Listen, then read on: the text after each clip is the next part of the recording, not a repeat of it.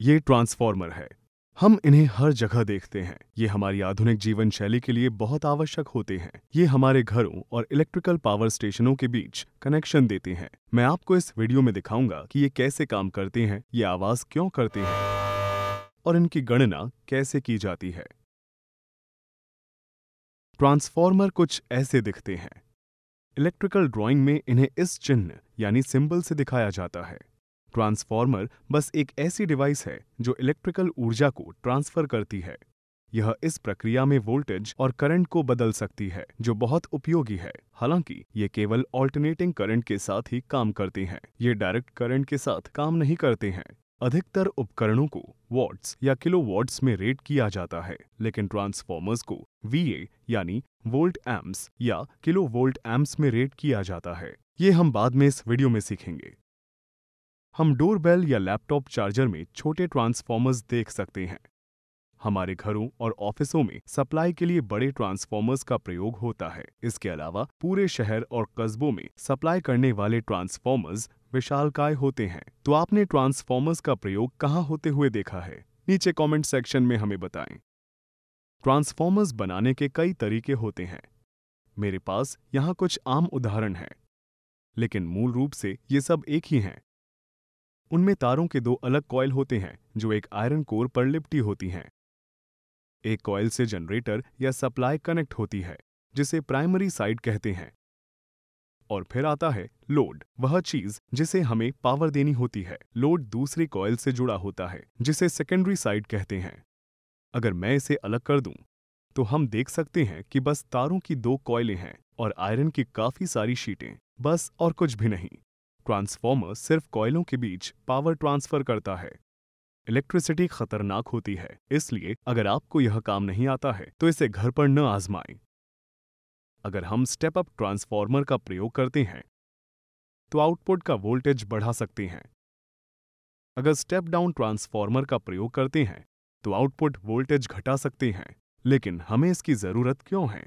Power station 12,000 volt तक की बिजली पैदा कर सकते हैं, लेकिन आपके घर को 120 से 240 वोल्ट्स तक की बिजली की जरूरत होती है। पावर स्टेशन अक्सर बहुत दूर होते हैं और केबल के रास्ते में रेजिस्टेंस होता है, जिससे रास्ते में ही काफी ऊर्जा नष्ट हो जाती है।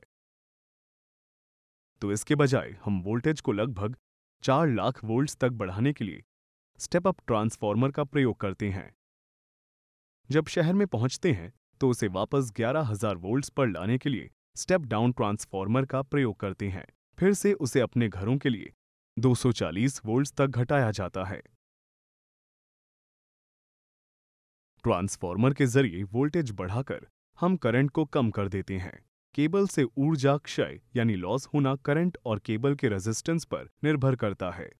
उदाहरण के लिए इस केबल का रेजिस्टेंस 5 ओम है और हम 240 वोल्ट्स पर 10 किलोवाट भेजने का प्रयास करते हैं, तो 87% ऊर्जा नष्ट हो जाती है, क्योंकि करंट बहुत अधिक लेकिन वोल्टेज कम होता है, इसलिए नुकसान ज्यादा होता है।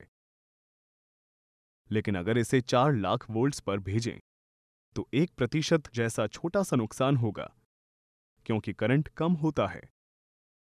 इसलिए अधिक वोल्टेज पर हम पावर को अधिक कुशलता से आगे भेज सकते हैं। एक अतिरिक्त जानकारी, उत्तरी अमेरिकी घरों में 120 या 240 वोल्ट्स प्रयोग होने का कारण है 3 वायर सिस्टम का उपयोग होना, जहां सेकेंडरी कॉइल का मध्य एक अतिरिक्त तार से जुड़ा होता है। इसलिए 120 वोल्ट के लिए कॉइल का सिर्फ आधा हिस्सा ही प्रयोग होता है, या 240 वोल्ट के लिए पूरी कॉइल। हालांकि दुनिया के अधिकतम हिस्सों में 230 वोल्ट्स का प्रयोग होता है और उसके लिए 2 वायर सिस्टम का प्रयोग करते हैं, जो कहीं अधिक सरल डिजाइन है और आउटलेट पर अधिक पावर मिलती है। यह कुछ जगहों जैसे केतली में जल्दी से पानी उबलने आदि में काम आता है। वैसे मैंने पिछले वीडियोस में रेजिडेंशियल इलेक्ट्रिकल सिस्टम के बारे में विस्तार से बताया है, उसके लिंक नीचे दिए गए हैं। जब हम किसी तार से इलेक्ट्रिकल करंट गुजारते हैं तो तार के चारों ओर चुंबकीय क्षेत्र बनता है। अगर हम करंट की दिशा बदल दें तो चुंबकीय क्षेत्र की दिशा भी बदल जाती है। हम तार के आसपास कपास रखकर इसका पता लगा सकते हैं। जब हम AC जनरेटर को वायर के क्लोज लूप से जोड़ते हैं तो जनरेटर के अंदर का चुंबकीय क्षेत्र वायर में इलेक्ट्रॉन्स को धक्का देगा या खींचेगा, जिससे वे लगातार आगे और पीछे की ओर दिशा बदलते रहेंगे। इससे चुंबकीय क्षेत्र लगातार उलटता रहता है। इस वजह से वोल्टेज अधिकतम और न्यूनतम के बीच बदलती रहती है। इसलिए पावर आउटलेट पर ऑसिलोस्कोप कनेक्ट करने पर हमें साइन वेव का पैटर्न दिखता है। 50 या 60 हर्ट्ज की सप्लाई के अनुसार इसकी हर सेकंड में 50 या 60 बार आवृत्ति होती है। उत्तरी अमेरिका में एसी फ्रीक्वेंसी 60 हर्ट्ज है, लेकिन बाकी दुनिया में अधिकतर 50 हर्ट्ज होती है।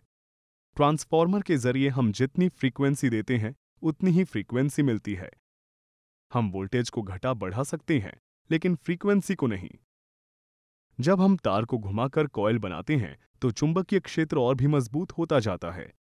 पूरे तार से करंट के प्रवाह को सुनिश्चित करने के लिए उसे इंसुलेट करना होता है, जिसके लिए इस पर एनेमल की परत चढ़ाई जाती है। अन्यथा करंट सबसे छोटे रास्ते से प्रवाहित होने लगेगा और यह काम नहीं करेगा। यदि पहली कॉइल के पास ही एक दूसरी कॉइल रख दें तो चुंबकीय क्षेत्र इस दूसरी कॉइल में वोल्टेज प्रेरित यानी इंड्यूस करेगा और दूसरी कॉइल के इलेक्ट्रॉनों को धक्का देकर और खींचकर गतिमान होने के लिए बाध्य करेगा। इसलिए इसे ट्रांसफार्मर कहते हैं। यदि कॉइल के पास एक चुंबक रख दें तो भी यही होगा। चुंबक कॉइल में वोल्टेज उत्पन्न करेगा। यहां मुख्य घटक यह है कि चुंबकीय क्षेत्र लगातार ध्रुवीयता यानी पोलैरिटी और तीव्रता यानी इंटेंसिटी को बदल रहा है। यह मुक्त इलेक्ट्रॉनों में हलचल करता है और उनको गति प्रदान करता है। हम इसे इलेक्ट्रोमोटिव फोर्स कहते हैं। हालांकि यह केवल ऑल्टरनेटिंग करंट के साथ काम करता है। अगर ट्रांसफार्मर से डायरेक्ट करंट की सप्लाई जोड़ दें तो यह काम नहीं करेगा। इलेक्ट्रॉनों का प्रवाह मुख्य कॉइल के चारों ओर चुंबकीय क्षेत्र उत्पन्न करेगा, लेकिन यह स्थिर होगा और इसकी पोलैरिटी और इंटेंसिटी समान रहेगी। इसलिए यह सेकेंडरी साइड के इलेक्ट्रॉनों पर प्रभाव नहीं डालेगा। डायरेक्ट करंट केवल एक समय ही थोड़ी देर के लिए इलेक्ट्रोमोटिव फोर्स बनाता है, जब स्विच खुलता है और बंद होता है। क्योंकि इससे कॉइल के चुंबकीय क्षेत्र को ऊर्जा जाती है और बंद होती है, तो उस समय यह थोड़ी देर के लिए बदलता है या फिर हम वोल्टेज बदल सकते हैं, क्योंकि इससे भी कॉइल का चुंबकीय क्षेत्र घटता बढ़ता है। ध्यान दें, जब मैं इस ट्रांसफार्मर से डीसी करंट प्रवाहित करता हूं तो थोड़ी सी देर के लिए चुंबकीय क्षेत्र बढ़ने पर वोल्टेज भी बढ़ जाती है और घटने पर कम हो जाती है। लेकिन जब मैं एसी सप्लाई का प्रयोग करता हूं तो आउटपुट वोल्टेज समान रहता है, क्योंकि चुंबकीय क्षेत्र लगातार बदलता रहता है। इसलिए हम ऑल्टरनेटिंग करंट का प्रयोग करते हैं। हम ट्रांसफार्मर के लिए दो अलग कॉइलों का प्रयोग कर सकते हैं। यह काम करेगा, लेकिन अच्छी तरह से नहीं। इसमें समस्या यह है कि बहुत अधिक चुंबकीय क्षेत्र बर्बाद हो जाता है, क्योंकि यह सेकेंडरी कॉइल की रेंज में नहीं होता है। इसलिए हम कॉइलों के बीच फेरोमैग्नेटिक आयरन कोर रख देते हैं। यह चुंबकीय क्षेत्र को केंद्रित करता है और इसे सेकेंडरी कॉइल की ओर भेजता है, ताकि ट्रांसफार्मर अधिक प्रभावशाली हो। हालांकि यह सही समाधान नहीं है। इसकी वजह से कोर के चारों तरफ एडी करंट उत्पन्न होता है, जिससे ट्रांसफार्मर गर्म हो जाता है और ऊर्जा नष्ट होती है। इसे कम करने के लिए कोर को बहुत सी पतली लेमिनेटेड शीटों से बनाया जाता है।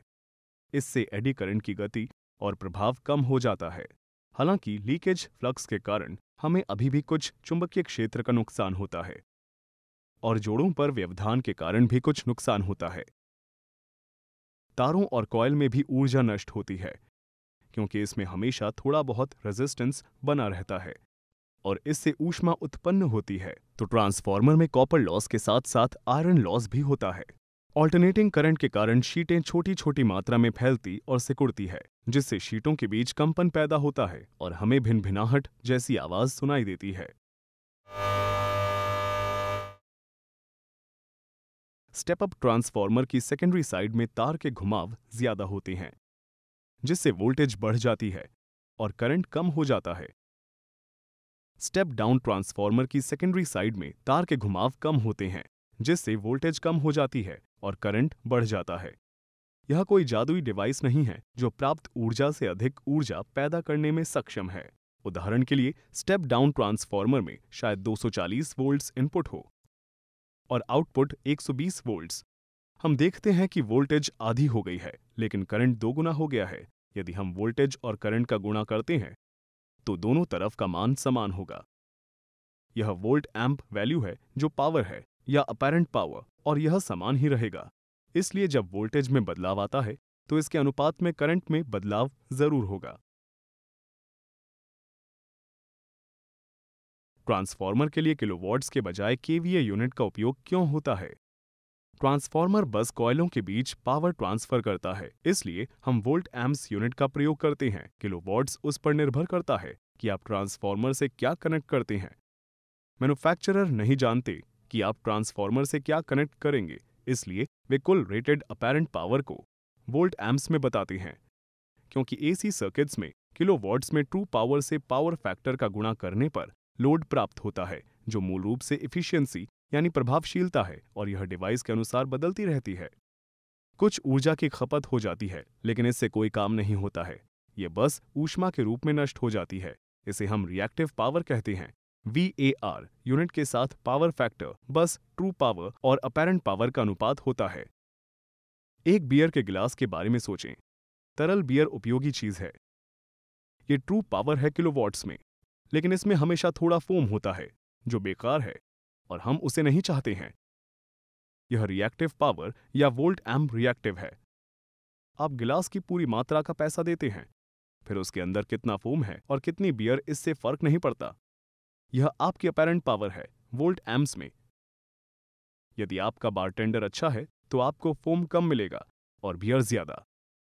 अगर बारटेंडर सही नहीं है तो उतने ही पैसों में फोम ज्यादा मिलेगा और बियर कम। ट्रांसफार्मर के मैन्युफैक्चरर मूल रूप से ये कहना चाहते हैं कि ट्रांसफार्मर इतने बड़े गिलास को हैंडल कर सकता है। ये आपके ऊपर है कि आप उसमें कितना फोम और कितनी बियर डालते हैं। आप जितना कम फोम गुजारने की कोशिश करेंगे उतनी ज्यादा बियर मिलेगी। मतलब आप जितनी अधिक एफिशिएंट डिवाइस कनेक्ट करेंगे उतनी अधिक संख्या में डिवाइस जोड़ सकेंगे।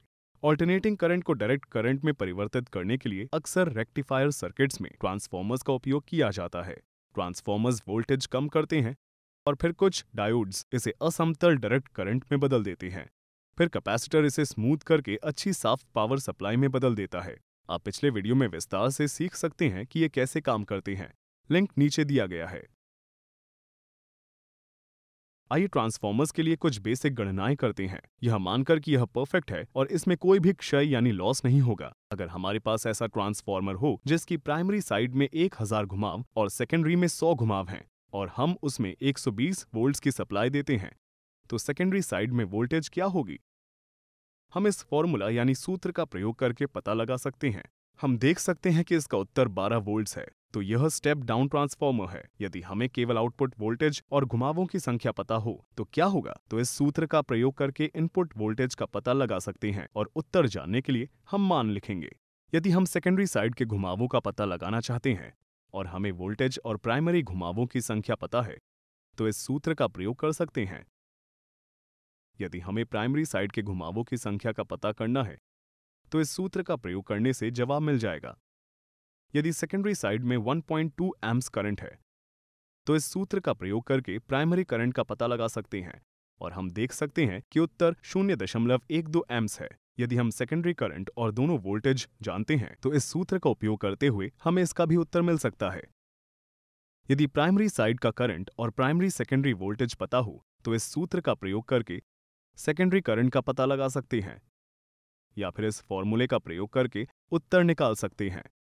हम वोल्टेज और करंट का गुणा करके चेक कर सकते हैं कि ट्रांसफार्मर के दोनों तरफ पावर बराबर है।